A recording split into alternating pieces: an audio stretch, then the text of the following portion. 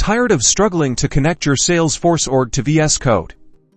Let's fix that in under 90 seconds. First, ensure you have Visual Studio Code installed. Then, open VS Code and navigate to the Extensions Marketplace. Search for Salesforce Extension Pack and install it. This pack bundles all the essential Salesforce extensions. Next, open the command palette by pressing Ctrl-Shift on Windows or CTRL-SHIFT on Mac. Type SFDX authorize an org and select the command. You'll be prompted to choose your Salesforce environment type. Select production if you're connecting to your production org, Sandbox for a sandbox environment, or custom if you need to specify a custom domain. For most users, it's either production or sandbox. Your web browser will open, redirecting you to the Salesforce Login page. Log in using your Salesforce credentials. Be sure to use the correct username and password for the environment you selected earlier. Salesforce will ask you to allow access to the Salesforce CLI integration. Click Allow. Once you've authorized the connection in your browser,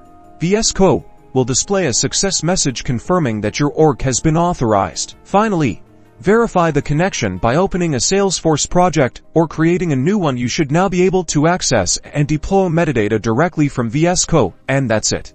You're now ready to develop with Salesforce in VS Code.